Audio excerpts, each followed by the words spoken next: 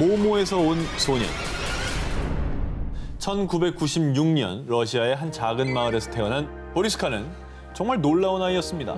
태어날 때부터 그 어떤 고통을 느껴도 절대 울지 않았고요. 8개월 때부터는 옹알이 정도가 아니라 완벽한 문장으로 말을 할 줄 알았다고 합니다. 아니 아기가 배고프면 울고 그러니까 모든 의사 표현은 우는 걸로 하잖아요. 그렇죠. 근데 그거 대신에 그냥 말부터 내뱉었다고? 그렇죠. 울지 배고프니까. 않고 배고파 이랬다니. 그러니까 그게 더 소름인데. 물 줘. 배고파. 기저귀. 애기가. 그런데 여기서 끝이 아닙니다. 보리스카가 3살이 채 되지 않았을 무렵엔요. 아니 보리스카 너 지금 뭘 읽고 있는 거야? 보리스카가 우주 관련 서적을 읽고 있었다고 합니다. 그냥 본 게 아니라 읽었답니다. 그러더니 태양계 행성의 이름뿐 아니라 위성과 은하들의 이름까지 줄줄이 읊었다는데요. 3살도 되지 않은 아이가 말이죠. 아니 이건 영재 수준을 뛰어넘는 거잖아요. 이거는 이거는 공상과학 소설에 나오는 주인공 에이, 같아. 이게 말이 됩니까? 자, 우주에 관심이 많은 아이입니다. 그렇다고 해서 3살이잖아요. 그리고 또 언젠가부터는 외계어 같은 정체불명의 언어를 중얼거리더니 부모에게 충격적인 말을 했습니다. 사실 저는 화성에서 왔어요. 보리스카의 말에 의하면요, 자신은 화성에서 전쟁을 하던 중에 목숨을 잃었고 이후에 이 지구에서 환생한 거라고 합니다. 그리고 이를 증명하기 위해 보리스카는 자신이 살던 화성에 대해 구체적인 설명을 했는데요. Ну, были похожи. Там, How were they different? ну, они были больше, выше, Да. сильнее. Did you use energy? Вы использовали? Плазменные батареи, Plasma. ионовые батареи. 저걸 아이가 지어낸다는 거는 조금 믿기지가 않아요. 그러니까 그게 이게 만약에 우리 나이가 했으면 당연히 뻥이죠. 우리 나이에 했으면 거의 뭐 주변에 사람이 많이 없겠죠. 듣지도 않았겠죠. 근데 이제 아이가 저에게 한다는 거는 보리스카는 지구에서 일어날 큰 사건들도 예언했는데요. 2008년 지구에 큰 재앙이 닥칠 거예요.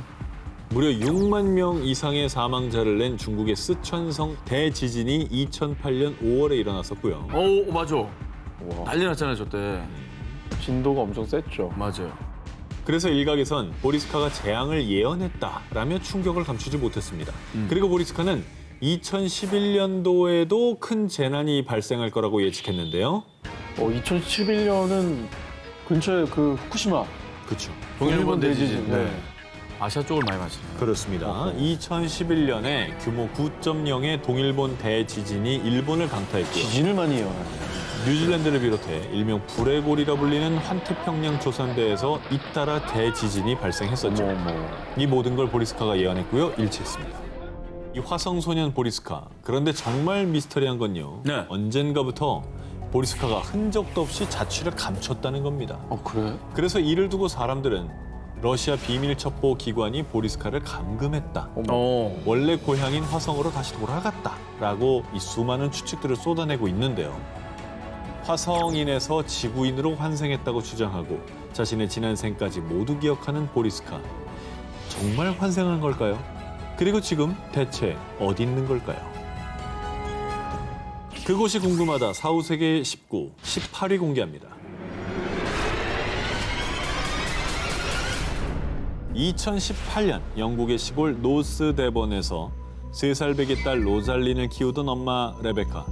그런데 어느 날 엄마 레베카는 딸 로잘린으로부터 아주 이상하고 섬뜩한 이야기를 듣게 됩니다. 엄마, 나 친구가 생겼어요. 알렉스랑 틸리예요.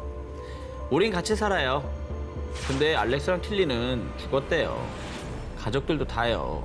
이 말을 듣고 엄마는 의아하기도 하고 당황스럽기도 했습니다. 저는 무슨 얘기를 하지? 아니 그럴 만도 한 게 뭐 다 죽었는데 어떻게 친구가 돼요? 죽는 게 뭔지도 잘 모르고 하는 소리일 것 같은. 저 나이는 그럴 수 있지. 그죠? 어디서 그런 얘기 들었지? 누구한테 뭐 들은 건가? 자, 처음엔 엄마 레베카도 그렇게 생각을 했습니다. 그런데 틸리, 나랑 인형놀이 할까? 알렉스가 아빠해. 로살리는 종종 정말 친구들이 곁에 있는 것 마냥 대화를 하며 놀았는데요. 엄마는 정말 이 집에 유령이 있는 걸까 싶어서 혼란스러웠습니다. 자, 그런데요. 그때 문득 떠오른 기억. 딸 로잘린이 18개월 때 집 지하를 가리키며 하얀 양이 있다라고 한 적이 있는데요. 놀랍게도 살던 집이 예전에 양을 키우던 농가 터에 지어진 거였다고 합니다. 아우 무서워. 근데 그 당시에는 엄마는 뭐 우연이겠거니 생각했는데 이제 보니 딸아이의 말이 우연이 아닌 것 같다는 생각이 든 거죠. 엄마는 혼란스러운 마음을 진정하고 확인을 좀 해보기 위해 과거 이 지역의 인구조사 기록을 살펴봤습니다. 그런데 확인해보니 이 집에 알렉산더, 그리고 마틸다라는 여성도 거주했던 게 맞습니다. 지금 레베카 가족이 살고 있는 집에 놀랍게도 1861년에 알렉산더 터너라는 소년이 살았고요. 1891년에는 마틸다라는 여성이 거주했던 기록도 확인됐습니다.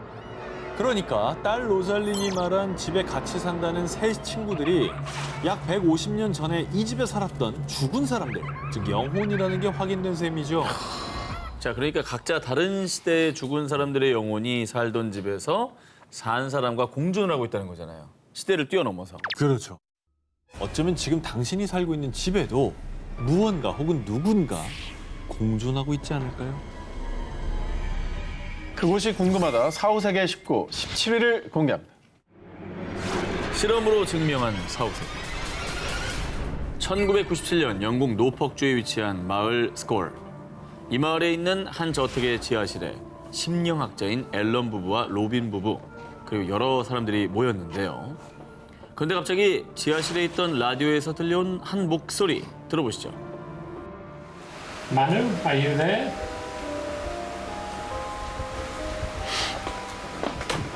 Emily? Yes. Yes. Hello, Manu. Thank you, Manu. 뭐야, 대답했어? We would like to ask the question of the appearance of your space.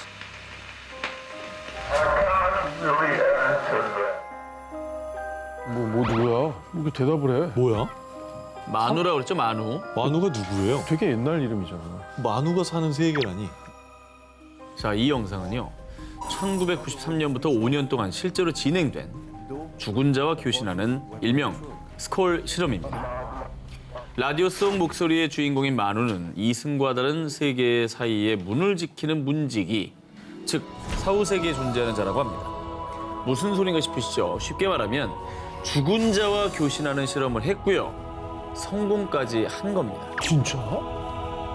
대체 그러면 어떻게 4, 5세계 존재를 저렇게 뭐 연결을 해낸 거예요?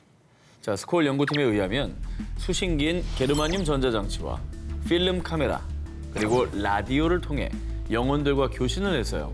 사후세계 존재인 마누를 소환했다고 합니다. 그리고 마누는 자신의 존재를 증명하기 위해 허공에다 갑자기 장신구나 메달을 만들어냈다고 하는데요. 정말? 자, 그리고 사후세계 문지기 마누뿐 아니라 또 다른 영혼들과의 교신에도 성공했다고 합니다. 이때는 영혼들의 요구대로 깜깜한 어둠 속에서 카메라로 촬영을 했는데 놀랍게도 사진에 영혼들의 모습이 찍혔다고 합니다. 진짜 사람이네? 저건 진짜 사람이잖아. 사람입니다. 근데 어떻게 저렇게 찍힌 거지? 그 영혼을 찍힌 거라고요? 그렇죠. 어떻게 저렇게 찍혔지? 모르겠어요. 지금까지 이제 얘기를 듣고 있으니까 이게 딱 들었을 때 야, 어머 정말 놀라워 이거보다는 약간 정말 맞을까? 이런 의심이 들기는 해요. 스콜 연구팀은요. 실험을 할 때 조작이 아님을 증명하고 도움을 받기 위해서 모 대학교의 전기공학과 교수와 영국 심령연구학회에 있는 교수 등을 실험에 초청을 했는데요. 이들이 보는 앞에서 라디오 내부의 부품도 제거하고 전원 코드도 뺀 채 실험을 했다고 합니다. 정말? 자, 그러니까 당연히 작동이 안 되는 게 맞겠죠. 그런데 소리가 들린 겁니다. 그게 바로 영혼의 소리. 즉, 교신에 성공했다는 증거가 되는 것이죠. 야, 이게 뭔 소리야 진짜. 어우, 소름인데 약간. 자, 그래서 실험에 참여한 과학자들은 스콜 실험 결과는 속임수가 아니다라며 증언을 했다고 합니다. 아니 근데 뭐 이 실험 지금도 합니까? 그럼 지금까지 하고 있다면 전 세계가 뒤집어졌을 것 같은데. 1998년 1월 실험을 시작한 지 5년 만에 스콜 실험이 갑작스레 중단됐습니다. 그 이유가 무엇이었냐? 사악한 영혼들이 우리가 사는 세상으로 넘어오려고 했습니다. 그래서 그만뒀습니다. 스콜 실험 연구팀에 따르면 죽은 자들이 자신들이 드나들 수 있는 문, 빈 유리관을 설치해달라고 요구했는데 이 빈 유리관에서 사악한 기운의 영이 나타난 겁니다. 이에 연구팀은 제어 불가능한 끔찍한 일이 생길 수도 있다고 판단해 결국 실험을 중단했다고 합니다. 이 실험을 보면 어쨌거나 인간이 사는 세상도 있고 사후 세계도 있고 뭐 이런 게 증명이 된 게 아닌가. 죽은 자들과 교신하는 스콜 실험, 그들이 사는 사후 세계는 대체 어떤 곳일까요?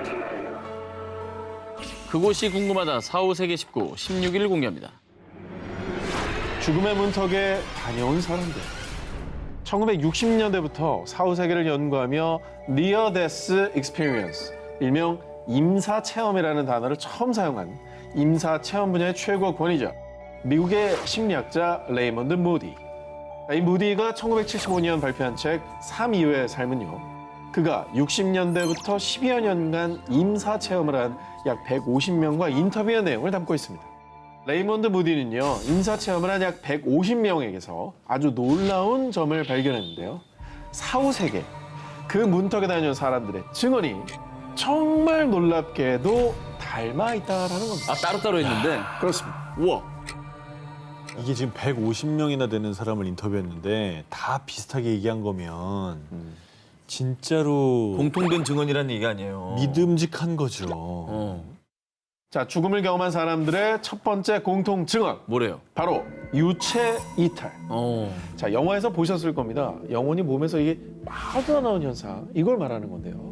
실제로 1984년 미국에 살던 마리아는 갑자기 심장마비가 와 병원으로 옮겨졌는데요. 그런데 바로 그때 갑자기 몸이 왜 붕 뜨지? 자신의 영혼이 두둥실 떠오르는 걸 느꼈고요. 아래를 내려다보니 의료진에 둘러싸여 응급조치를 받고 있는 자신을 발견했다는 겁니다. 근데 정말 놀라운 건요, 유체 이탈을 한 마리아의 영혼이 병원을 둘러보다 3층 테라스에서 테니스화를 발견한 겁니다. 그리고 그 뒤 의료진의 응급조치로 다행히 마리아는 의식을 되찾았는데요. 3층 테라스에 테니스화가 있었어요. 마리아가 자신이 본 걸 의료진에게 얘기를 했고, 이 말을 들은 의료진이 3층 테라스에 가봤는데 정말로 그곳에 테니스화가 있었다고 합니다. 야, 이건 진짜 소름인데. 자, 이어서 죽음을 경험한 사람들의 두 번째 공통 증언, 하얀 터널. 강렬한 빛이 나는 터널로 빨려 들어간다라는 겁니다. 1982년 미국 네바다주에서 암 투병 중 숨을 거뒀다 깨어난 제이컵. 숨을 멈춘 그 순간 그는 갑자기 머리 위로 나타난 강한 빛이 나는 하얀 터널 속으로 빨려 들어갔다고 하는데요. 그런데 터널을 지날 때 그의 눈앞에 펼쳐진 광경, 바로 태어날 때부터 눈을 감은 순간까지 자신의 모습이 파노라마처럼 지나갔다는 겁니다. 이게 사실 영화나 드라마에 많이 나오는 이 장면이에요. 그렇죠. 작가분들이 이 무디 책을 보고 말이죠. 참고를 해서 쓴 게 아닌가. 뭐 그런 생각이 들 정도로 공통된 증언이 나온다는 겁니다. 죽음을 경험한 사람들의 세 번째 공통 증언, 반가운 누군가를 만난다는 것. 하얀 터널을 지난 뒤에 먼저 세상을 떠난 가족 또는 친구들이 자신을 반갑게 맞아주기도 하고요. 진짜? 혹은 하느님, 부처님 등 신을 만나기도 한다는 겁니다. 어머머. 정말 얘기를 듣고 있으면 되게 안 믿기는 얘기들이에요. 사실 얘기 자체만으로는. 근데 말하는 사람들이 붙이는 그 뭐 상황이나 이런 걸 들으면은 좀 그럴듯한 것 같기도 하고. 아니, 개별 증언들을 모아놓은 책이니까 전혀 그게 뭐 말을 맞추거나 이러진 않았을 거 아니에요. 그렇죠. 다 이제 공통적으로 나타나는 다 현상들. 개별적으로 만난 한 150명의 사람들의 얘기입니다.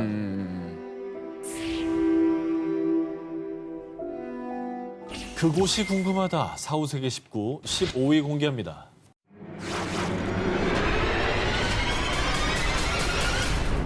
자, 이번에 여러분들에게 사진 한 장을 보여드릴 테니까요. 이게 무슨 물건인지 한번 맞춰보시기 바랍니다. 어허, 궁금하네요.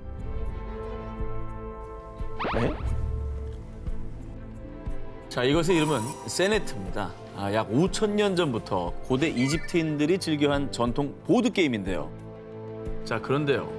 이 게임이 그냥 재미로만 한 게임이 아니라고 합니다. 바로 사후 세계로 가는 자격을 부여받을 수 있는 게임입니다. 보드게임을 하면 사후세계로 간다. 그렇죠. 거기서 이겨야 자격을 준다는 거예요? 뭐예요? 고대 이집트인들은요, 사후 세계, 일명 두아트가 존재하며 육신이 죽은 뒤에는 두아트에서 영생을 누릴 수 있다고 믿었습니다. 그런데 망자의 혼은 영생의 자격을 얻기 전에 태양신 라의 배를 타고 사후 세계인 두아트를 여행해야 되는데 이때 필요한 게 뭐냐? 망자는 세네트로 나를 이길 수 있겠는가? 태양신을 수호하는 메헨이라는 신과 세네트 게임을 해서 이겨야만 태양신의 배를 탈 수 있다고 합니다. 그러니까 신 메헨과의 세네트 게임에서 지면 두아트에서 영생할 기회가 주어지지 않는 것이죠. 어쨌든 뭐 사후세계 패스권 같은 그런 게임이네요. 그렇죠. 뭐 무조건 이겨야겠는데요. 사후세계에서 영생을 위한 필수 조건이었던 세네트. 그래서 실제로 고대 이집트인들이 생전에 세네트를 한 흔적이 곳곳에서 발견됐는데요. 이집트 제18왕조의 파라오 투탕카멘의 무덤에서 세네트가 발견됐고요.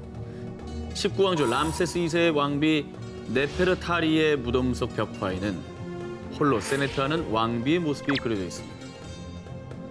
뭐 세네트가 인기 있었다는 건 그만큼 고대 이집트인들이 사후세계에도 좀 좋은 데 가고 싶은 마음, 그럼요. 그 믿음과 열망이 그만큼 강했다는 거네요. 천국에 다녀온 소년. 2003년 미국, 천국에서 누나를 만나고 돌아온 한 소년이 있습니다. 엄마, 나한테 누나가 또 있어요.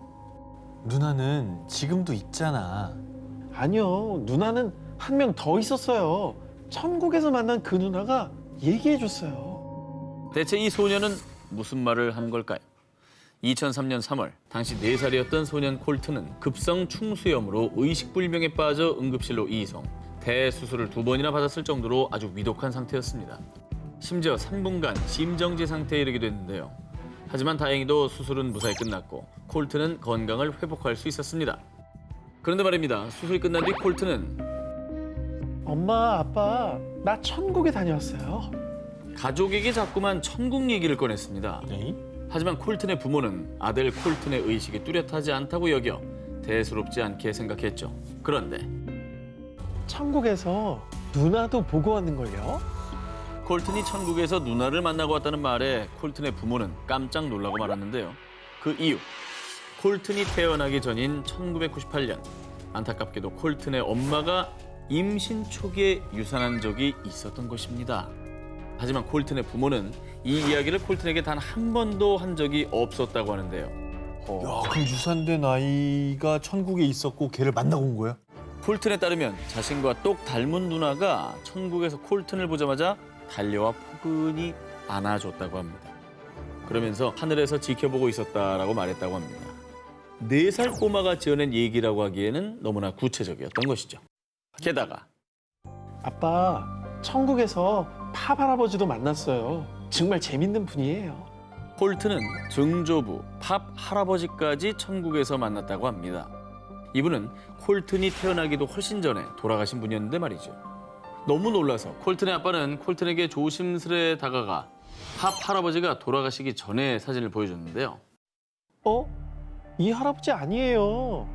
천국에는 나이 든 사람이 없었어요. 그래서 콜튼의 아빠는 다시 팝 할아버지의 젊은 시절 사진을 보여줬습니다. 그제야 콜튼은 천국에서 본 팝 할아버지가 맞다라고 했습니다. 이거 소름이다. 이건 뭐야? 자, 이후에 천국에서 죽은 가족들이 만난 소년, 콜튼의 천국 경험담은 대대적으로 이슈가 돼서요. 2010년 Heaven is for Real이라는 책으로 발행돼 미국에서 무려 175주간 베스트셀러에 올랐습니다. 그리고 2014년에는 영화로까지 개봉돼 전미 박스오피스 1위를 기록하기도 했다고 합니다. 중국 모모를 삽니다. 2013년에 이어 2016년에 중국 산시성과 간수성에 전해진 충격적인 소식. 여성 사체판에 판매한 일당 적발. 여성 2명 살해 팔아넘긴 남성 체포. 아 뭐야 시체를 왜 팔아요? 그걸 왜 팔아요? 이런 끔찍한 사건이 일어난 이유, 바로 중국 산시성, 광동성 등 일부 지역에서 성행하고 있는 풍습, 명혼 때문입니다. 명혼이란 미혼 남성이 세상을 떠나면 남성의 부모가 여성의 사체를 산 뒤에 두 남녀의 사체를 합장시키는 걸 말합니다. 이렇게까지 하는 이유가 뭡니까? 명혼을 하는 일부 지역, 또 이 지역민들의 말에 따르면요, 미혼 남성은 조상의 무덤이 있는 곳에 함께 묻힐 수가 없다고 합니다. 그래서 명혼을 해서라도 조상들의 묘가 있는 곳에 묻으려고 하는 거죠. 그리고 결혼을 하지 않고 죽은 영혼은 사후 세계에서 악령으로 변해서 가족들에게 저주를 내린다고 믿기 때문에 여자 사체를 사서라도 꼭 명혼을 시키려는 거라는데요. 그러다 보니 암암리에 명혼을 위한 사체 가격이 치솟고 치솟아 2016년에는 15만 위안, 우리나라 돈으로 약 2,700만 원까지 거래가 됐다고 합니다. 그래서 돈에 눈이 멀어서 중간 업자도 생겨나고 또 유족들 몰래 무덤에서 여성의 사체를 파내서 명혼의 신부로 팔아넘기는 밀거래나 심지어는 살아있는 여성을 살해한 뒤에 팔아넘기는 일까지 발생한 겁니다. 아니 무엇보다 사후 세계에 있는 이들조차 결코 바라는 게 아닐 거라는 생각이 들거든요. 그렇습니다. 2016년 3월 중국 정부는 명혼으로 인한 시체 도굴, 시체 매매, 알선 등 범죄 행위를 엄격히 다스릴 겁니다. 이렇게 강경한 입장을 발표하고 이를 어기면 시체 모독죄로 최고 유기징역 3년형을 선고할 거라고 전했습니다. 중국의 빗나간 풍습, 아니 악습, 명혼. 정말 명혼이 죽은 자들을 위한 걸까요? 남겨진 사람들의 이기심 아닐까요? 그곳이 궁금하다. 사후세계 19 10위를 공개하겠습니다. 일본 사람들이 신성히 여기는 땅, 헤이잔, 고야산과 함께 3대 영지로 꼽히는 곳이 있습니다. 바로 아오모리현에 위치한 산, 오소레잔입니다. 이승과 저승의 경계, 저승과 가장 가깝다는 산 오소레잔. 아, 근데 저기 굉장히 기묘하게 생겼네요. 그죠? 오소레잔에 오르려면 꼭 거쳐야 되는 관문이 있습니다. 불교에서 사람이 죽은 뒤 이승과 저승을 나누는 강, 삼도천 위에 놓인 이 주황색 다리 보이시죠? 이 다리는 이승과 저승을 연결해준다는 다이코바시입니다. 이 다리를 건너야만 저승 세계로 통하게 되는데요. 좀 듣고 나니까 으스스하네요. 그러니까 이게 얘기를 듣고 나니까 야, 저 다리 뭔가 영험해 보이는데. 남달라 보이죠? 자, 그리고 이렇게 다리를 건너면 지금부터 지옥이 펼쳐지게 됩니다. 불교에서 말하는 8지옥 중에서도 가장 끔찍한 지옥으로 손꼽히는 무간지옥입니다. 무간지옥은 살아생전에 큰 죄를 짓고 죽은 사람들이 영원히 극한의 고통을 받는 곳인데요. 황량한 돌무더기, 그리고 뿌옇게 피어오르는 유황연기. 정말 금방이라도 지옥 불구덩이가 나올 것 같지 않습니까? 흥량하네. 근데 여기 지형이 진짜 신기하다. 그렇죠? 아, 저기 가기도 좀 무서운 것 같아요. 참고로 이곳에 가면요, 곳곳에 꽂혀 있는 바람개비가 보이는데 이건 이곳을 찾은 이들이 죽은 자들에게 공양의 의미로 바치는 거라고 합니다. 아, 바람개비가. 매년 7월과 10월에는 오소레잔의 보리사에서 죽은 자들을 애도하는 행사, 오소레잔 대제가 열립니다. 아오모리현 근처에 있는 무속인들이 찾아와 제사를 올리고 참배를 한다고 합니다. 그런데 이때 또 특별한 게요. 무속인들이 죽은 자의 영혼을 불러와 이승에 있는 이들에게 말을 전해주는 의식, 이타코 쿠치요세를 치르는데요. 이때 정말 기묘한 일들이 자주 벌어진다고 합니다. 2018년 세상을 떠난 어머니와 대화를 하기 위해 한 자녀가 이곳을 찾았는데요. 아, 정말 우리 엄마 맞아요? 그럼 내가 암 투병할 때 너 때문에 버틸 수 있었어. 한 무속인이 산자와 죽은 자를 연결해 주었는데 정말 엄마가 아니면 알 수 없는 생전의 일들을 얘기한 겁니다. 진짜 영혼이 찾아온 거네. 이거 누가 어떻게 알려주겠어요? 야, 대단하다. 네, 아, 이게 뭔가 기운이 있는 곳이긴 한가 봐요. 기운이라고 하는 게 있는 것 같아요. 죽은 자를 그리워하고 만나고 싶은 이들은 지금도 이곳을 찾고 있습니다. 그곳이 궁금하다. 사후세계 19 9위를 공개합니다.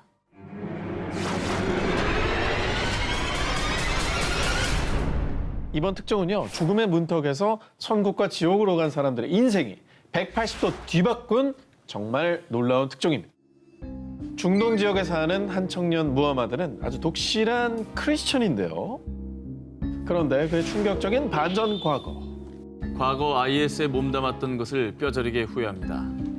누가 이렇게 개종한다고 나가면 막 죽이고 그러지 않아요? 그러게요. 근데 어떻게 기독교를 믿어요? 궁금하시죠?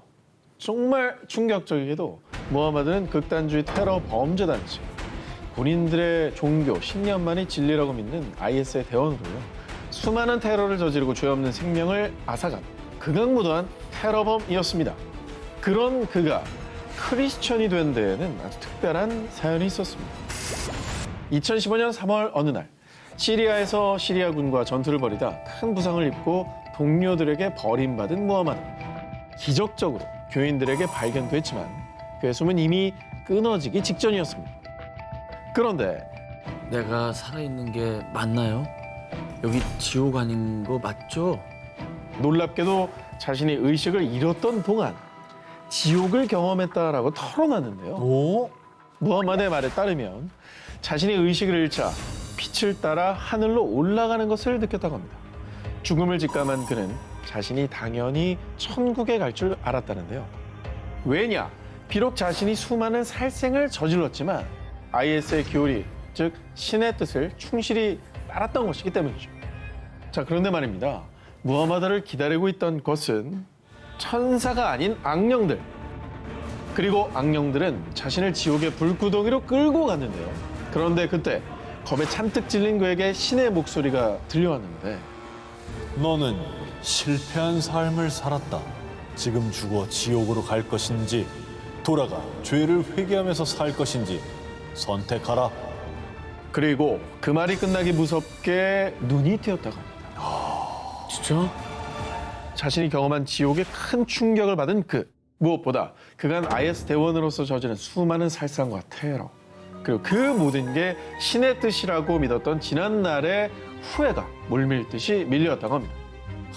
그래서 만약 IS에서 알게 되면 목숨을 잃게 될 것을 누구보다 잘 알지만 사후세계를 경험한 뒤 새 삶을 열기 위해서 기독교로 개종한 겁니다. 그에게 주어진 새 삶. 청년 무하마드가 본 건 정말로 사후세계였던 걸까요? 2009년 미국 와이오밍주. 어느 날 정형외과 의사로 근무하는 메리 닐에게 청천벽력 같은 소식이 전해졌습니다.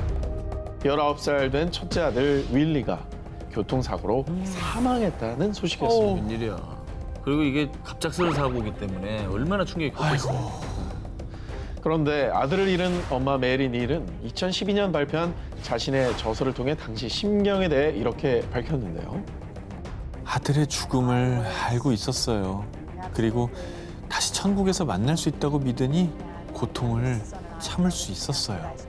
아니, 어떻게 저렇게 담담하게 얘기할 수가 있죠? 죽음을 또 어떻게 알고 있었다는 겁니까? 과연 그녀의 말은 무슨 의미인 걸까요? 약 10년 전인 1999년 그녀의 인생을 뒤바꾼 사건이 벌어졌는데요.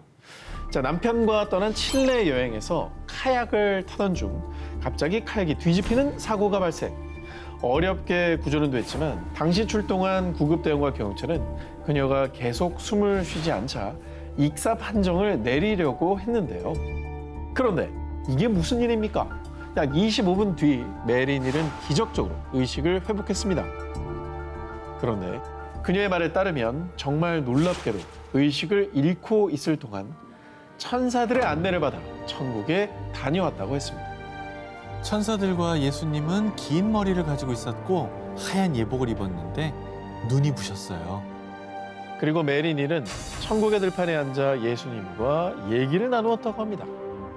그런데 예수님은 그녀에게 구체적인 날짜와 원인을 알려주진 않았지만 첫째 아들이 죽음을 맞을 것이라고 일러준 뒤 그리고 아직 세상에 할 일이 있으니 돌아가라는 말과 함께 그녀를 세상에 돌려보냈다고 합니다. 그렇게 뭐라 형용할 수 없는 기적적인 경험을 한 메리 닐은 교회에서 세례를 받고 장로로 재직하는 등 독실한 크리스천이 됐고요. 그리고 부디 아들의 죽음이 일어나지 않기를 바라며 매일 기도하고 또 기도했지만 안타깝게도 10년 뒤인 2009년 그때 경험했던 말대로 아들이 세상을 떠나게 되었다고 합니다.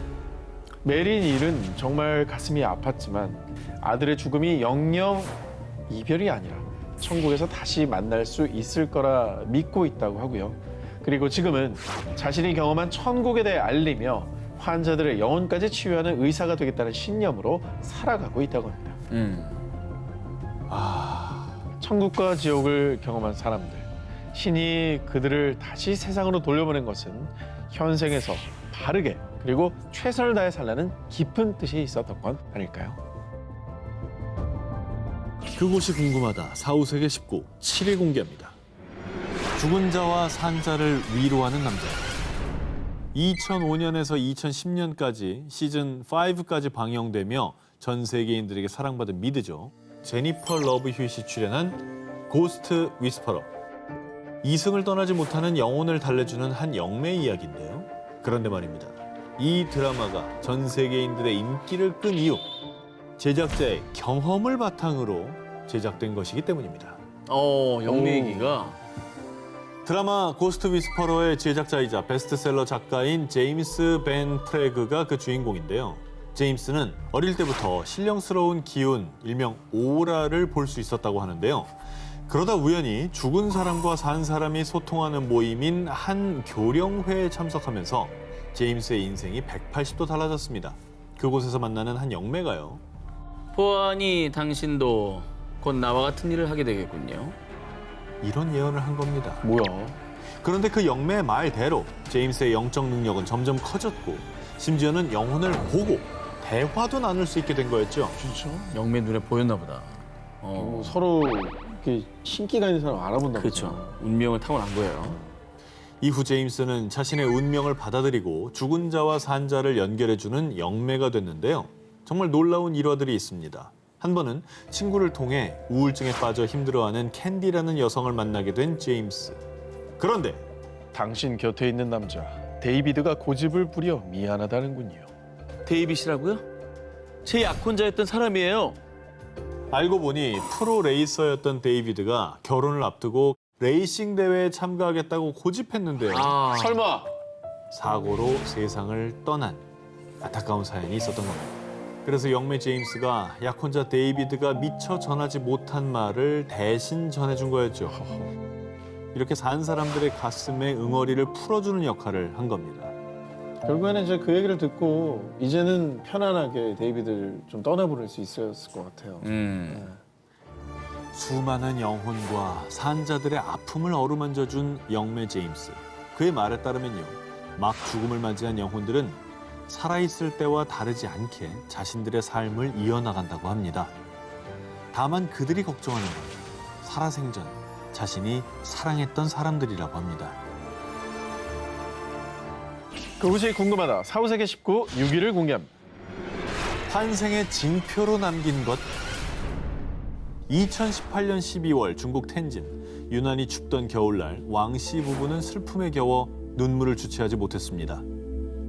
부디 다음 생에선 아프지 말고 건강하게 지내려. 그렇게 11살 레노는 가족의 품에 안겨 눈을 감았습니다. 자식을 또 먼저 떠나보내는 모양이군요. 네, 뭐 아까 기사에 이어서 또 슬픈 얘기네요. 사실 레노는 왕씨 부부가 가족처럼 여기던 반려견이었습니다. 아하. 아이고. 그렇게 사랑하는 반려견 레노를 떠나보낸 뒤 슬픔에 잠긴 왕씨의 아내는 통 입맛도 없고 몸이 좋지 않아 병원을 찾았는데요. 그런데 임신 축하드려요. 왕씨 부부가 반려견 레노를 떠나보내고 얼마 뒤 새 가족이 찾아왔는데요. 그리고 이듬해 왕씨 부부는 사랑스러운 아들 투안투안을 출산했죠. 그런데 언제부턴가 아들 투안투안의 왼쪽 손목에 희뿌연 반점이 보였습니다. 뭐야? 그런데 말입니다. 이 점은 설마? 왕씨 부부는 깜짝 놀라더니 급기야 자리에 주저앉으며 오열까지 했습니다. 아, 왜? 아니 그 레노도 있었나? 설마? 그렇습니다. 하늘나라로 떠나기 전 반려견 레노는 갑자기 털이 빠질 정도로 유독 왼쪽 다리를 계속 핥았고요. 어머머머머. 그래서 왼쪽 다리에 흉터가 생겼었는데요. 뭐야? 그런데 반려견 레노의 왼쪽 다리에 있던 흉터와 너무나 흡사하게 생긴 반점이 아들 투안투안의 왼쪽 손목에서 발견된 거죠. 너무 비슷한 위치인데? 야, 이건 소름이다. 그런 걸 수도 있겠다. 자기 알아보라고 일부러 긁어서 상처를 낸 걸 수도 있겠다. 이거 아니면 못 알아보잖아요. 그렇죠. 아들 투안투안의 손목에서 발견된 반점. 반려견 레노가 자신을 꼭 알아봐달라는 징표로 남긴 건 아니었을까요? 죽은 모모가 살아 돌아왔다. 1962년 레바논의 한 마을. 평소 심장이 좋지 않던 20대 여성 하나는 첫째 딸 레일라와 둘째 딸 갈랄에 이어 셋째 아들을 출산한 뒤 건강이 급격히 악화됐는데요. 하나는 자신의 삶이 얼마 남지 않았다는 슬픈 예감이 들었습니다. 그러던 어느 날 여보, 난 곧 당신 곁을 떠나겠지만 환생해서 다시 돌아올 거예요. 남편 파루크에게 이런 의미심장한 말을 남겼고요. 그 뒤로 몇 년간 더 투병하다 결국 눈을 감고 말았습니다. 아 근데 자기가 죽을 걸 어떻게 알고 이렇게 얘기를 했을까요? 예, 저런 건 진짜 말하는 사람도 듣는 사람도 가슴 아프죠. 그렇죠. 그런데 말입니다. 하난이 사망한 지 열흘 뒤 레바논의 또 다른 마을에서는 어여쁜 딸 수잔이 태어났는데요. 그런데 수잔이 2살이 될 무렵 나는 하난, 내 딸 레일라. 이렇게 알 수 없는 말을 반복하더니 파루크, 갈라레 등 수잔의 부모는 생전 처음 들어보는 이름들을 얘기했는데요. 오, 이거 아까 그 죽은 하나의 딸들 이름이잖아요. 갈라레, 레일라. 맞아. 맞습니다. 수잔의 부모는 대체 무슨 일인가 하다가 혹시나 마음에 수잔이 언급한 이름들을 수소문해서 결국 하난의 가족들을 찾았습니다. 그런데 하난의 가족들을 본 수잔은 놀랍게도 한 명씩 손으로 짚으며 그들의 이름을 정확히 다 맞췄고요. 그 뒤엔 수잔이 종이에 7자리의 숫자를 적었는데 이 숫자는요. 하난의 집 전화번호와 일치했다고 합니다. 야, 이거 진짜 소름이다. 너무 이상하다, 너무 이상하다. 그리고 놀라운 건 이게 끝이 아닙니다. 수잔은 첫째 딸 레일라와 둘째 딸 갈라레를 보며 옛날, 수술 전, 보석이라는 말을 했는데 알고 보니 생전에 하난이 자신의 보석을 딸들에게 나누어 주라고 오빠에게 유언을 남겼던 겁니다. 아 너무 안 믿긴다 이거. 그런데요. 수잔이 성인이 된 뒤의 모습이 또 놀라움을 자아냈는데 어머, 비슷하다. 아니 이게 진짜 지금 닮았다. 사실은 뭐 이렇게 뭐 눈매나 콧볼 쪽이나 이렇게 앙 담은 인매 쪽이 특히 인매가 저는 비슷하다고 닮았어. 인매가 닮았어요. 환생을 예감하고 다른 모습으로 가족을 찾아온 여인. 그녀를 환장하게 만든 건 과연 무엇이었을까요? 그곳이 궁금하다. 사후세계 19 3위를 공개합니다. 오, 자, 이제 퇴근이 나오죠. 자 오퇴요. 나만 아니면 돼. 나만 아니면 된다니까. 아직도 수많은 미스터리를 품고 곳곳에 잠들어 있는 고대 마야 문명. 그런데 마야 문명이 남긴 흔적들에 정말 특이한 점이 있다는데요. 멕시코 남부 치아파스주에 위치한 팔렌케 유적지. 이곳엔 지금으로부터 약 1400년 전 600년대 마야의 부흥기를 이끈 파칼 왕의 무덤과 사원이 있습니다. 2015년 7월 멕시코 국립인류학역사연구소 탐사팀은 파칼 왕의 무덤이 있는 비문의 신전 지하에서 길이와 폭이 60cm가량 되는 지하 수로를 발견했습니다. 위에 저런 지하 수로가 있는 거예요? 상당히 잘 만들어져 있죠. 네. 파칼 왕의 지하 묘실에서 신전 앞 산책로까지 이어진 수로는요. 단순히 물이 흐르는 수로가 아니었습니다. 이 수로는 사후세계로 가는 통로입니다.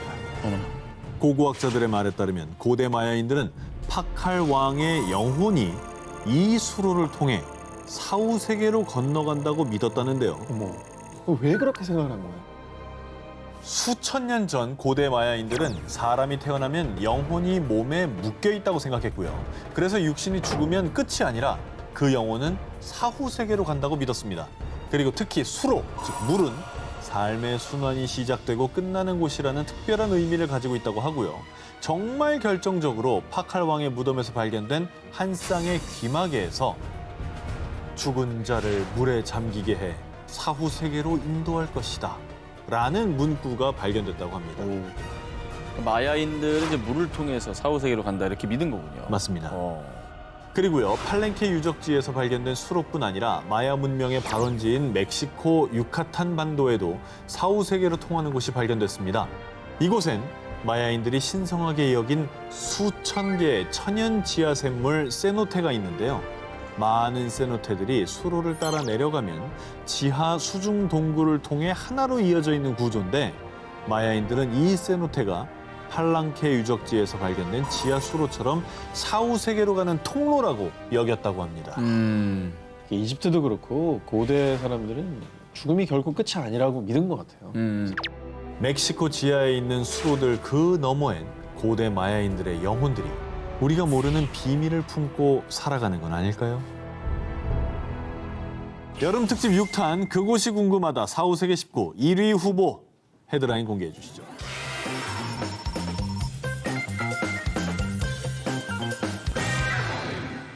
이스라엘과 시리아의 국경에 위치한 영토 분쟁 지역 골란고원.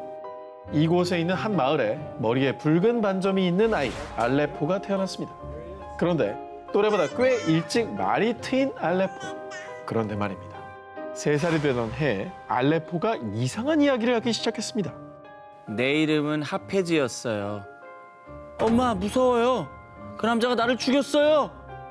그 나이 애들이 저렇게 일반적이지 않은 얘기를 막 하기에는 그 내용 자체가 이상하잖아. 네, 좀 죽이다라는 특이하죠. 표현 자체가 좀 드라마 보고 따라하는 걸 수도 있잖아요.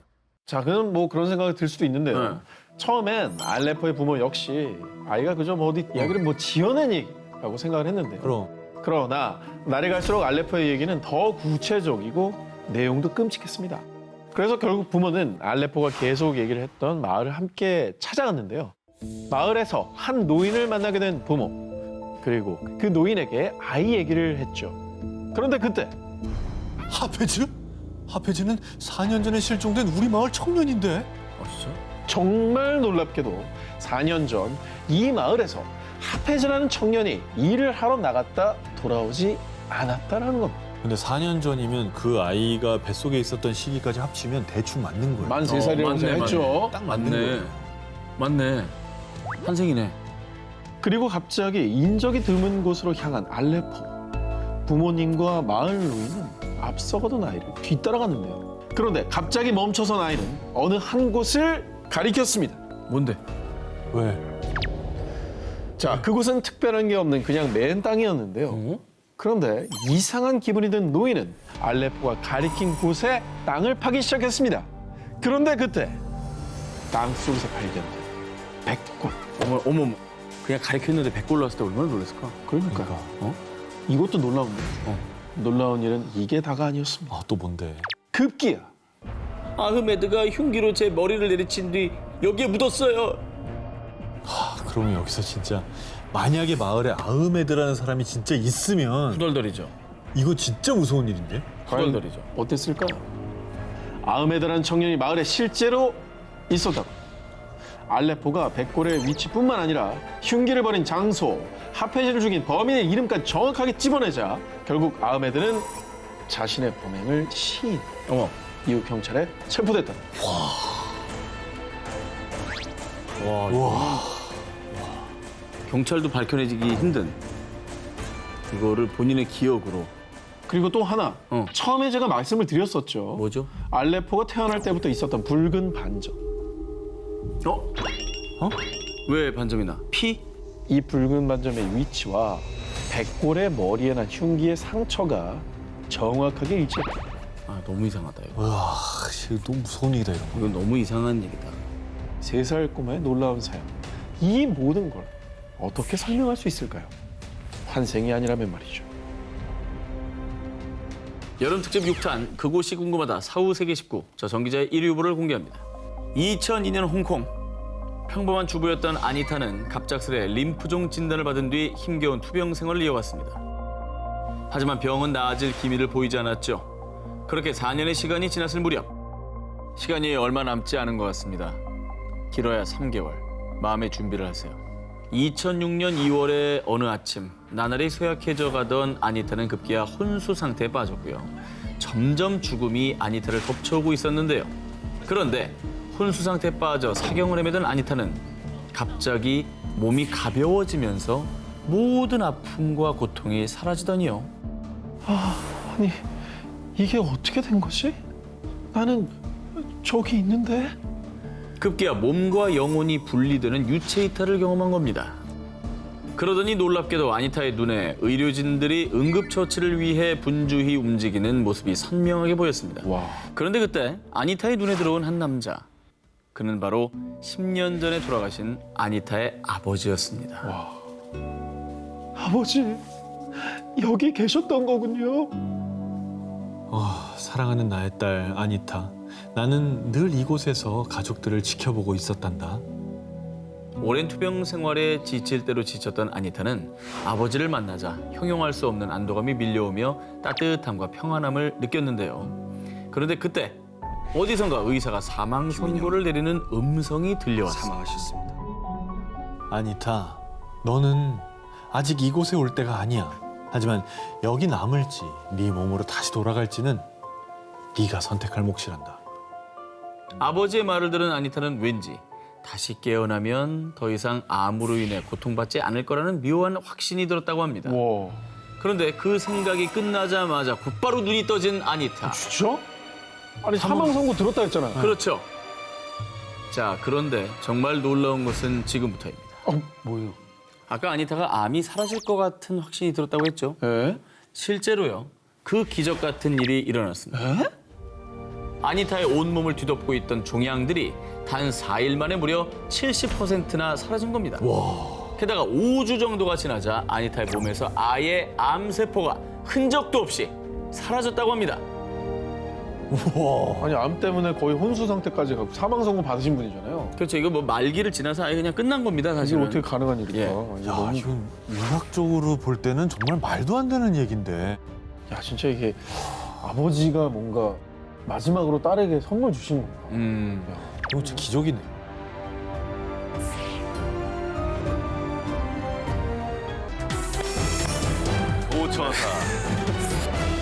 작년 한 해 일본을 찾은 외국인 관광객 수가 2,800만 명. 그중에서도 관광객들이 가장 많이 찾은 도시는 단연 도쿄와 오사카라고 할 수 있는데요. 자, 그런데 이곳에 일반 관광객은 숙박할 수 없는 기묘한 호텔이 있습니다. 뭐죠?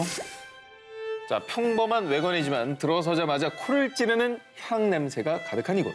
자, 이름하여 이따이 호텔.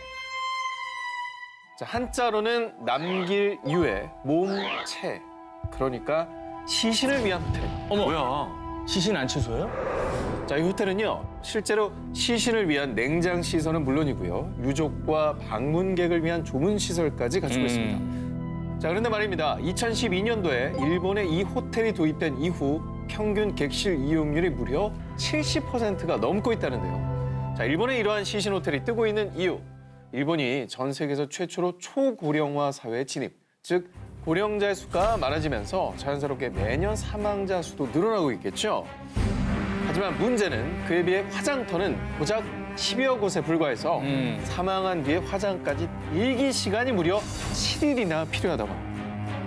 자, 또한 유가족의 선택에 따라 시신 호텔에서 아예 장례식까지 치르는 간소화된 장례 서비스까지 제공하기도 하는데요. 일본 소비자협회에 따르면 일본의 평균 장례 비용은 우리 돈으로 약 1,960만 원 정도인데요. 시신 호텔의 경우는 뭐 호텔마다 조금씩 차이가 있지만 시신 운구, 안장, 연결식과 또 화장까지 포함해도 최대 약 450만 원이면 장례를 치를 수 있다고 합니다. 자, 전 세계에 불고 있는 웰다잉 열풍에 맞춘 죽음에 대한 신트렌드. 과연 당신의 생각은 어떠십니까? 신과 함께 떠나는 저승 투어 19, 이번에 18위 공개합니다. 지하에서 들려온 지옥에서. 혼자 사는데 괜히 들었어요. 너무 무서워요. 댓글만 봐도 무서워요. 영상 못 보겠어요. 대체 어떤 영상이길래 이렇게 겁에 질린 걸까요? 이 사연의 시작은 이렇습니다. 1979년 구소련은 세계 최초로 23km 지하 자원 탐사 계획에 착수했습니다. 곧바로 작업에 착수해 지하 14km 정도 깊이 뚫기에 성공. 지하 자원 탐사의 새로운 역사가 쓰이려던 그 순간 지하 온도가 순식간에 섭씨 1100도 가까이 급상승하고 맙니다. 그러자 과학자들은 아차, 드릴이 용암을 건드렸구나 라고 생각을 했고요. 곧바로 드릴을 철수하려던 그때 드릴 기계를 끌어올리던 인부들은 지하에서 이상한 소리를 듣고 맙니다. 뭐야? 구멍 깊숙이 넣어 그 소리를 확인해 보는데요. 이 소리가 들린 거죠.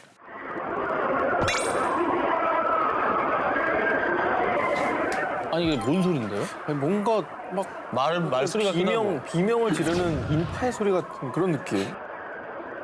그 소리는 정말 충격 자체였습니다. 왜냐면 지하 깊숙이에서 울리는 수십만 명 사람들의 비명 소리였기 때문이죠. 진짜 지옥일까? 불지옥 있잖아요, 불지옥. 이 일이 알려진 뒤 아조라제 박사는 핀란드의 한 신문사와의 인터뷰에서 저희 유전 발굴팀이 지옥의 문을 연 게 아닐까요? 라는 말까지 했다는데요.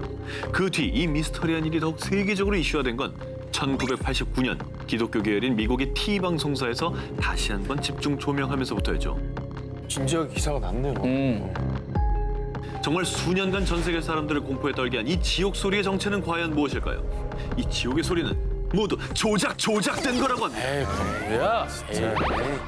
거짓말하면 지옥 가요. 제가 한 게 아니잖아요. 저거 만든 사람 지옥 가요. 그래요? 왜 거짓말합니까? 왜 그렇지? 네, 정확하게 말씀을 드리면 그 작업은 지하 12km까지 뚫는데도 성공을 했는데 이때 이 기사를 접한 노르웨이 출신의 한 남성이 이 지옥의 소리 이야기를 지어냈다고 합니다.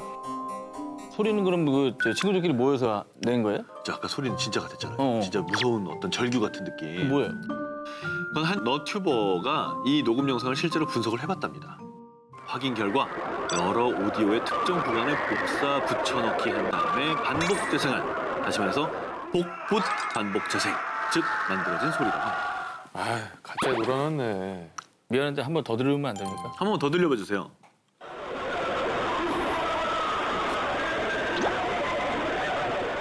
이게 알고 들으니까 진짜 아무것도 아니네. 아까 무서웠는데. 랄랄랄랄랄 이러는 것 같은데 그냥.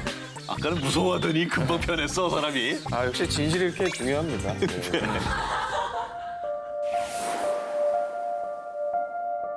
신과 함께 떠나는 저승 투어 17위 공개합니다.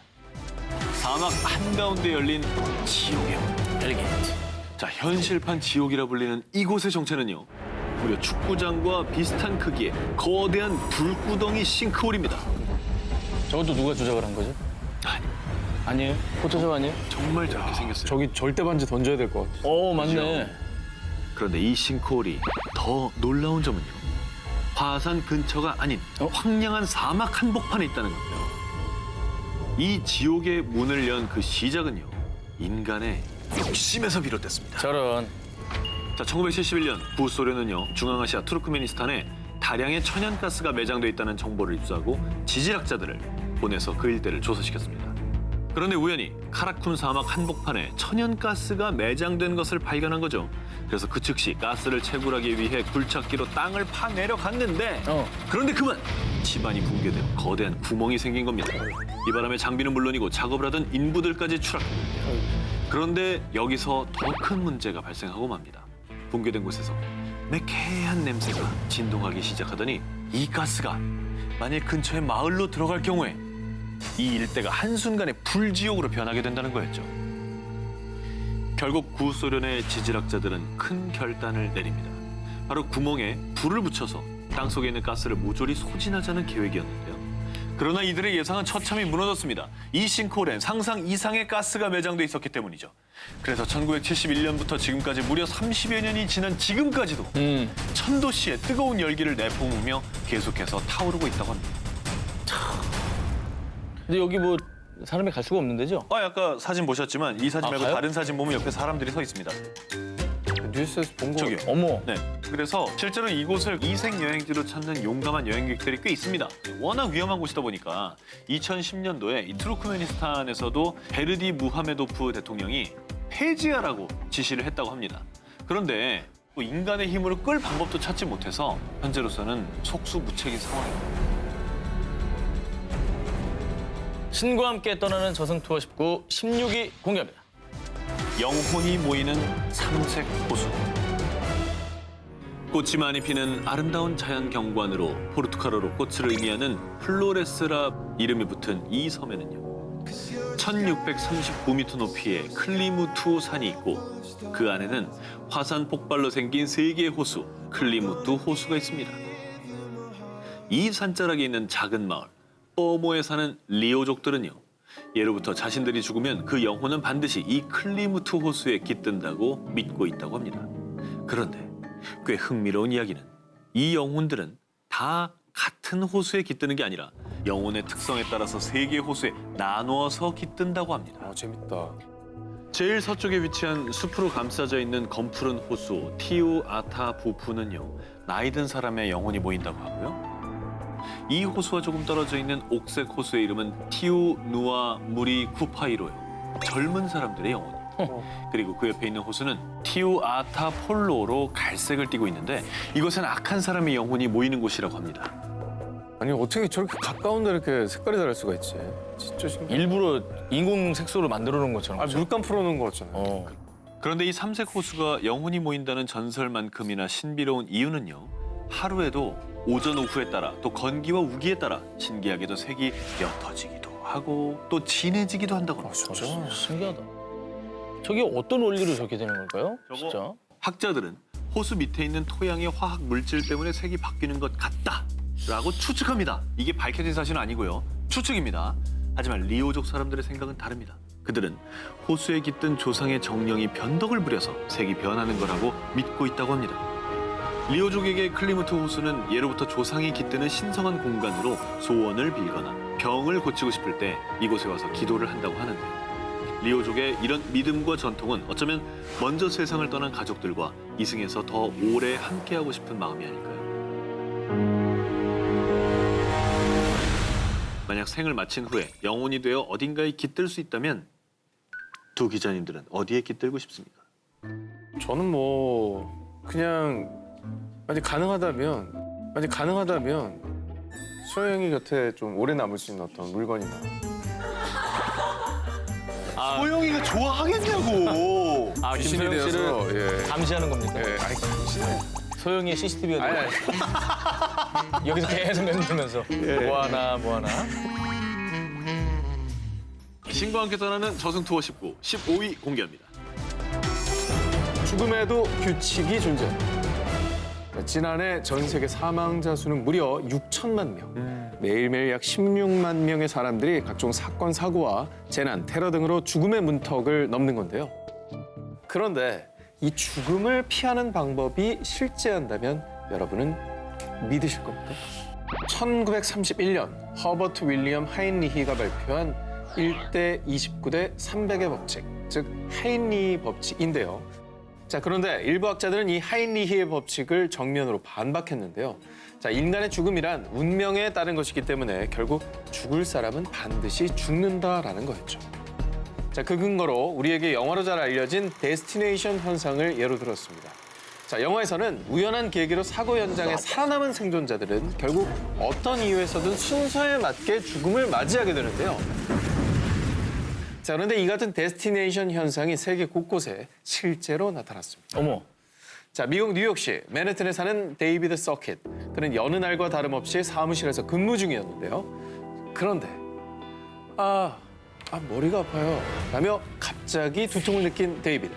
그가 잠시 건물 밖으로 나온 순간 고막을 찢는 듯한 굉음과 함께 건물은 아수라장이 돼버립니다. 그가 일하던 그 건물은 바로 세계무역센터 어머머머. 911 빌딩이었습니다. 머리가 아픈 거를 징후로 느낀 거예요? 그렇습니다. 그래서 순간적으로 대피를 해서 죽음을 모면했던 거죠. 어머머. 9.11 테러의 희생자가 될 뻔했지만 죽음의 문턱에서 가까스로 살아 돌아온 데이비드.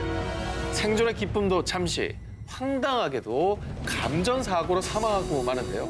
자, 여기서 놀라운 건 그의 사망 날짜가 2003년 9월 11일이었다는 겁니다. 무섭다. 근데 요거 하나로만 보면 너무 우연일치 아닐까요? 그럴 수 있습니다. 네. 근거를 더 준비했습니다. 네네. 자, 이 같은 데스티네이션 현상이 또 있습니다. 2012년 6월 캐나다 토론토의 이 센터. 당시 식사 중이던 20대 여성 제시카 거비는 불현듯 주변 공기가 탁해졌다는 느낌을 받습니다. 결국 식사를 멈추고 식당 문을 나서는 그 순간 이곳에서 총격 사건이 벌어졌는데요. 자, 이 사고로 1명이 숨지고 7명이 부상을 당했다고 합니다. 자, 정체모를 불안감 덕분에 구사일생으로 목숨을 구한 그녀. 그런데 사건 이후 단 48일 만에 또 다른 총기 사건으로 목숨을 잃고 맙니다. 웬일이야. 그 두 사건은 좀 우연일치로 보기엔 너무나 소름 돋는. 그러니까요. 그죠? 네, 게다가 같은 날짜, 같은 방법. 최소 11번째 사는 여자. 그때는 뼈로 만든 도구를 썼어요. 전 2번 결혼해서 10명의 애를 낳았죠. 그때는 엄청난 무게의 돌을 날랐어요. 그래요. 전 이집트 시대의 노예였다고요. 만약 이 시대를 초월한 전생의 기억들이 한 여자의 전생이라면 믿으시겠습니까? 종종 자신의 전생을 기억한다는 사람들이 있죠. 남아프리카 공화국 행정 수도인 프리토리아에 사는 조이 버웨이 또한 자신의 전생을 기억한다고 주장했는데요. 조이 버웨이가 3살이 되던 해 엄마, 전 옛날에 돌과 동물뼈로 만든 도구를 이용해서 생활했어요. 그리고 잠은 동굴에 잤어요. 어디에서도 배운 적도 누구도 알려준 적 없는 이야기를 늘어놓는 딸. 그런데 더 황당한 건요. 딸아이가 전생이라고 말하는 이야기들이 날마다 시대와 인물이 달랐던 겁니다. 이렇게 딸 조이가 3살 때부터 5살 때까지 기억해낸 전생만 해도 무려 10가지. 되게 많다. 그중에 비교적 최근 전생, 1900년대에 살았던 전생까지 이야기합니다. 조이는 남아공의 한 정치인의 손녀로 태어났다고 이야기했고요. 당시에 10명의 아이를 낳았다고 이야기했는데요. 아이가 하는 얘기 지금 되게 디테일하네요. 그러니까 너무 디테일해요, 지금. 네. 그래서 부모는 곧바로 이 일들을 확인해보기 지금 시작합니다. 뭐 같은 남아공이니까. 그렇지. 가볼 수 확인해볼 있잖아. 수 있잖아요. 네.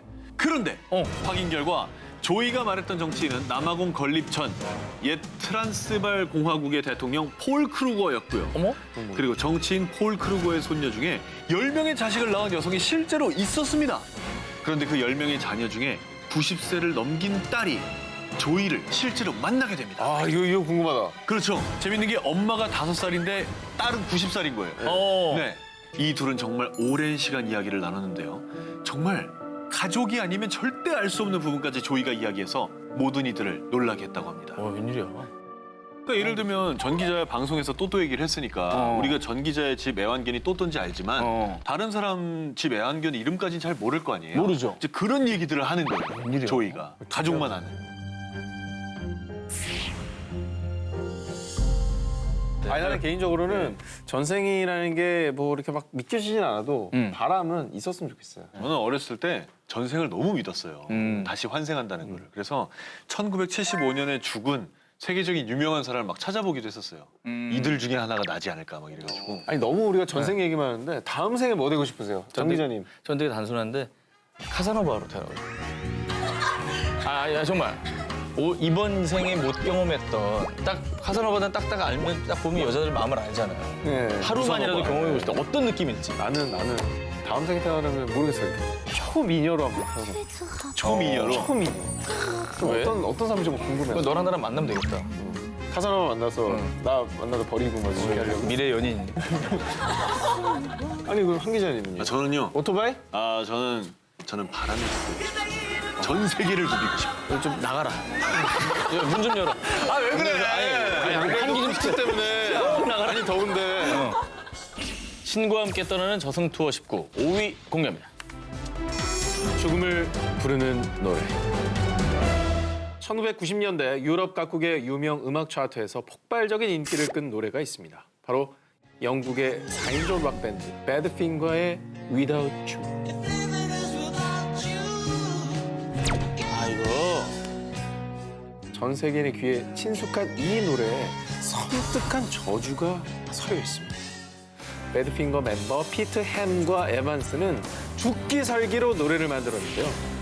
그 곡이 바로 Without You였던 겁니다. 좋은 노래 만들었네요. 그렇습니다. 그때 70년대를 풍미한 미국의 인기 싱어송라이터 해리 닐슨이 Without You의 음악적 가치를 알아보고 판권을 요구를 했습니다.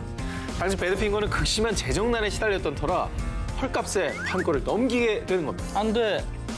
자, 그런데 이게 무슨 운명의 장난일까요?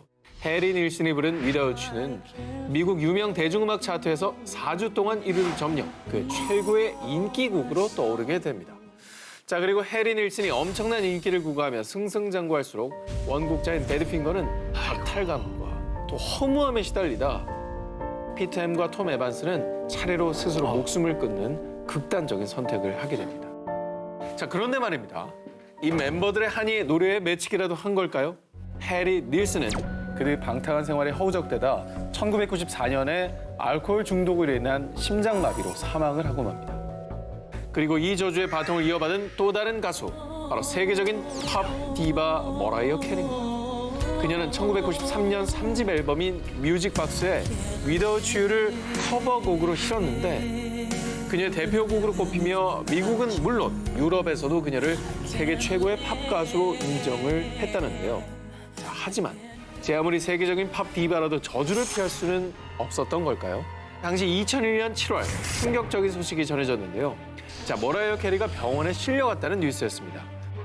아우 몰랐네요 저것도. 과연 이 곡은 정말 죽음을 부르는 저주받은 곡일까요? 신과 함께 떠나는 저승 투어 19 4위 보겠습니다. 늙지 않고 죽지 않는 남자.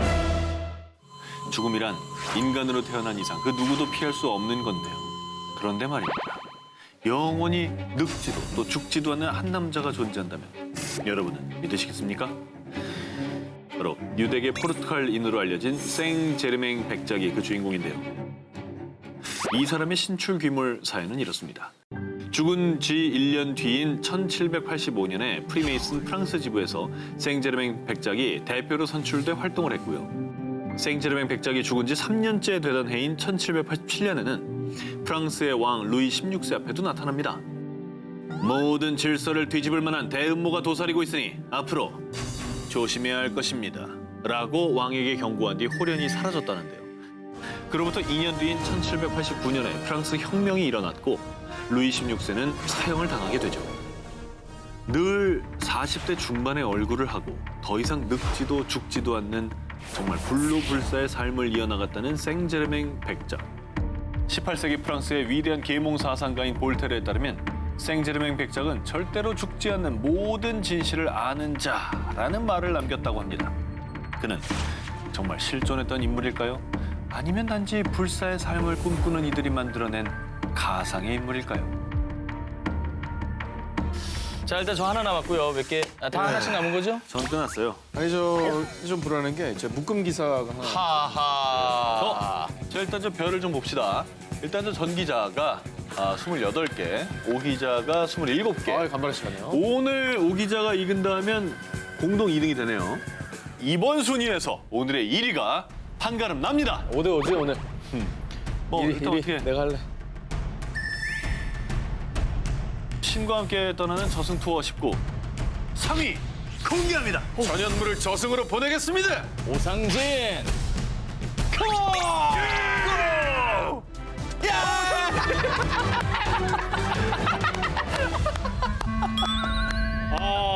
저승 기자 오늘 발표하잖아. 증명되지 않은 금단의 영 사후세계. 자, 그런데 그곳에 아빠가 있었어요. 자, 이렇게 무려 천국에서 아빠를 만나고 돌아온 소년이 있었습니다. 오, 엄청난데? 미국 노스캐롤라이나주 8살 소년 랜든 휘틀리는 아빠 앤디, 엄마 줄리와 함께 교회에 다녀오는 길에 끔찍한 교통사고를 당하게 됩니다. 차체도 제대로 할 수 없는 큰 사고에 아빠 앤디는 안타깝게도 그 자리에서 사망을 했고요. 극적으로 구조된 랜드는 심각한 머리 외상으로 혼수 상태에 빠지고 말았습니다. 아이고. 자, 그런데 정말 기적적으로 혼수 상태에 빠진 지 14일 만에 랜든이 깨어나게 됩니다. 자, 그런데 깨어난 랜든은 엄마에게 이상한 말을 했는데요. 엄마, 아빠를 봤어요. 아빠가 천국에 있었어요. 우와! 랜든은 아빠의 죽음을 모르던 상황이었습니다. 자, 그리고 놀라운 사실은 여기서 끝이 아닙니다. 엄마, 그런데 그곳에서 다른 2명의 아이들을 봤어요. 근데 제 형제 같았어요. 뭐야? 사실 엄마 줄리는 랜든을 낳기 전에 2번의 유산을 했기 때문입니다. 어머. 2번도 맞힌 거네요. 랜든의 말에 따르면 모두가 한 장소에서 함께 있었고요. 단박의 형제인 걸 알 수 있었다고. 자, 현재 랜든은 성인이 되었는데요. 아직도 그날 그 당시의 경험을 생생히 기억하고 있고 그래서 더욱더 사후세계의 존재를 믿고 있다고 합니다. 자, 아무튼 이렇게 천국에서 아빠와 형제들을 만나 작별 인사라고 하고 온 소년이 있다면요. 죽은 지 1년 반 만에 엄마 아빠 품으로 다시 돌아온 소녀들이 있다고 합니다. 자, 영국 노썸버랜드 헥삼에 사는 폴락 부부에게 11살 조안나와 또 6살 제클린, 귀여운 2딸이 있었습니다. 그런데 1957년 5월 5일 두 자매가 교회를 가던 길에 그만 교통사고를 당했고요. 안타깝게도 그 자리에서 사망하고 맙니다. 그런데 2딸이 떠난 다음해인 1958년 초 임신 소식이 있었고 그리고 그해 10월 쌍둥이 자매 제니퍼와 질리언을 낳았습니다. 그런데 아기들을 처음 본 폴락 부부는 소스라치게 놀라고 맙니다. 왜요? 제니퍼의 이마에 1년 반 전에 죽은 제클린의 이마에 있던 흉터와 비슷한 모양의 점이 있었던 겁니다. 또 엄마, 메리 인형이랑 수잔 인형은 어디 있어요? 인형놀이 하고 싶어요. 자, 이렇게 죽은 두 자매가 가지고 놀던 장난감 인형의 이름까지 부르면서 달라고 보챘던 겁니다. 어우, 소름 끼치죠? 네, 특히나 저 이름은, 인형 이름은 죽은 딸이 붙여줬던 그 이름이었던 거예요. 이거 소름인데. 게다가 4살이 되던 해에 죽은 두 자매가 살았던 핵삼거리를 지나게 된 쌍둥이는요, 학교에 다닌 적도 없었는데 저기 우리가 다녔던 학교는 저기예요 하면서 죽은 두 자매가 다녔던 학교를 자신들이 다녔다고 얘기를 했고요. 와, 그럼 진짜 뭐 이거 환생이에요? 그것도 같은 부모한테? 그렇죠. 똑같이 자매로? 와, 이건 너무 놀랍다. 모르던 기억까지 그냥 그렇죠. 해버리니까. 정말 조안나와 제클린이 다시 엄마의 품으로 돌아온 걸까요? 자, 지금까지 누구나 알지만 아무도 본 적이 없는 세계. 하지만 그래서 더 궁금한 죽음과 사후 세계에 대한 특종을 발표했습니다. 자, 그러면 프리한 19 대표 기자, 대기자 저 전현무 기자의 단독 1위 특종을 공개하겠습니다. 200년 전생의 기억을 가진 할머니. 1916년 중국 산시성 페이커우 마을에 한 소녀가 태어났습니다. 이름은 원키. 엄마, 전 전생에 시안성에 살던 상인이었어요. 그리고 두 번째 생은 허난성에서 여자애로 환생했어요. 처음에는 그녀의 황당한 얘기를 그저 웃어넘겼다는 가족들. 시간이 지나 평범하게 결혼도 하고 자식도 낳고 가정을 꾸렸던 원키. 하지만 그녀의 전생 이야기는 멈추지 않았습니다. 그래서 결국 가족들은 어쩔 수 없이 그녀의 말이 진짜인지 확인하기 위해서 그녀가 살았다는 산시성과 허난성을 방문합니다. 그런데 태어나서 한 번도 마을을 떠나본 적이 없는 그녀가 시안성과 허난성 두 지역을 방문했을 때 그 지역의 사투리를 유창하게 구사하기 시작합니다. 근데 진짜 놀라운 게 아까 얘기했던 그 여러 지역의 사투리를 한다 그랬잖아요. 네네. 그게 거의 다른 언어 수준이에요. 되게 중국은 이제 지역마다 사투리가 너무 심해서 네. 그 TV에 다 자막이 달릴 정도로 그럼요. 이해를 못 못하니까. 알아들어요. 그죠? 근데 한 번도 안 가봤던 데 가서 그 지역의 사투리를 썼다는 거. 진짜 놀라운 일이에요. 대단하죠? 또 자신의 두 번째 생이라고 주장한 허난성의 한 부유한 집에서 예원고라는 이름을 가진 딸로 태어난 기억까지 떠올리는데요. 남장을 하고 판우빙이라는 이름으로 장원급제까지 했다는 얘기까지. 가족들은 그녀의 너무나도 생생한 증언에 놀라움을 금치 못했는데요.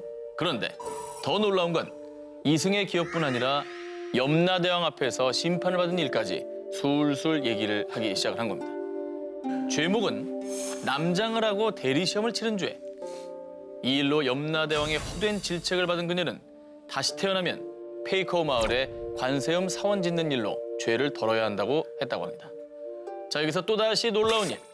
경악을 금치 못할 일은 할머니는 결혼 후 88세가 되도록 사원 짓는 일에 참여하고 있었다는 사실입니다.